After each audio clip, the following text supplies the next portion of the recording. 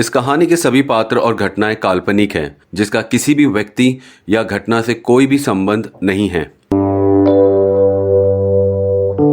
जिंदगी के कई रंग। हाय, मैं शैलेश। चलिए आज की कहानी शुरू करते हैं। आपको याद तो होगा ही कि ऐसी कौन सी बात थी जिससे आप अपने चाहने वाले की तरफ खींचे चले गए थे? क्या वो उनका पागलपन था, या उनका नेचर था, या फिर उनके बात करने के तरीके थे, या फिर वो जैसे थे वो आपको वैसे ही पसंद थे? अरे कुछ तो बात होगी। तो आइए, क्यों ना आज हम कुछ ऐसा ही एक किस्सा आपके साथ शेयर करें। बात ऐसी है कि ये 1 साल पहले हुआ था, जब रोहित ने उस लड़की को पहली बार देखा था। उसका नाम था जानवी, और ये लड़की हमेशा अपने दोस्तों के साथ रहती थी, और ज्यादातर लड़के उसके दोस्त हुआ करते थे, जिसके साथ वो हमेशा हंसती और मुस्कुराती हुई मिलती थी। वो एक मॉडर्न टाइप की लड़की थी, और यही बात उसके चाल चलन, चलने फिरने में दिखाई देता था। उसकी यही बात मुझे बहुत पसंद आ गई। उसी दिन के बाद मैंने ये ठान ही लिया कि मैं उससे बात करूंगा और अपनी दोस्ती का हाथ उसके आगे बढ़ाऊंगा।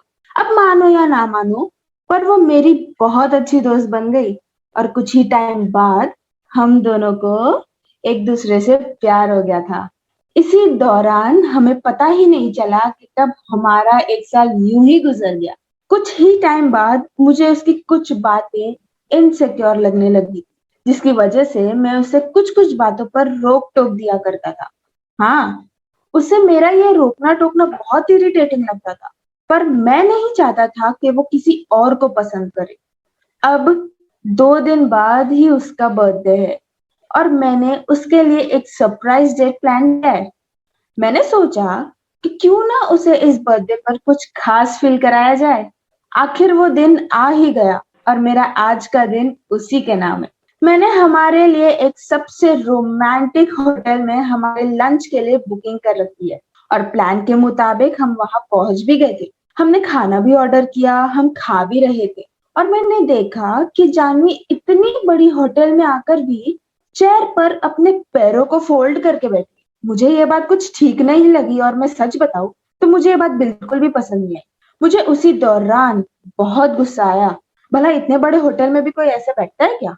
मैंने कंट्रोल करने की भी बहुत कोशिश की, पर मुझे वो चीज अच्छी नहीं लगी। मैंने उसे कहा, जानवी ठीक से बैठो प्लीज। क्यों भाई, क्या हुआ? अपने पैर ठीक से रखो, नीचे रखो ना। पर क्यों? मुझे ऐसा कंफर्टेबल लग रहा है।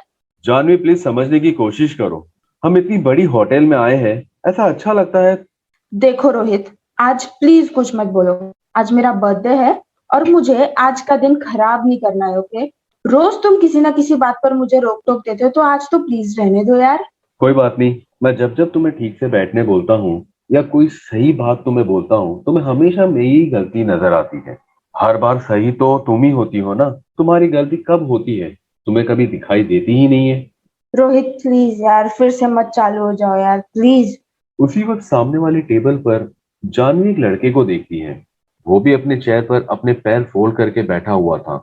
वो आराम से खाना खा रहा था, गाने भी सुन रहा था, और एकदम रिलैक्स लग रहा था, मानो जैसे उसे आसपास की कुछ खबर ही नहीं थी।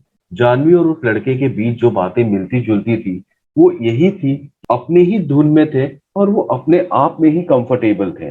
उन्हें फर्क ही नहीं पड़ता कि कोई क्या बोल रहा है, कोई क्या सोच रहा है।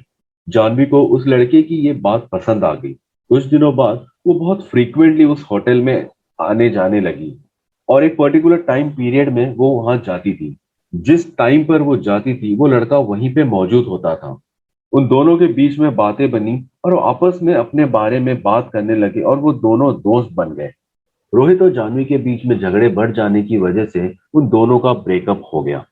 जानवी ने जल्दी ही मूव ऑन कर लिया, और अब बस उस लड़के के साथ दोस्ती हो गई, जो उसे वैसे ही एक्सेप्ट करता है जैसे वो है। वो दोनों भी अपना पर्सनल स्पेस और कंफर्ट को बाकी सारी चीजों से ऊपर रखते थे। आखिर ये दो चीज एक इंसान की जिंदगी में बहुत मायने रखती हैं। इसकी वजह से उन दोनों की दोस्ती और गहरी होती गई। वो दो चीज जो थी, वो है स्पेस और कंफर्ट। स्पेस और कंफर्ट के अलावा भी वो एक दूसरे को समझते थे, जिसकी वजह से वो दोनों प्यार में पड़ गए।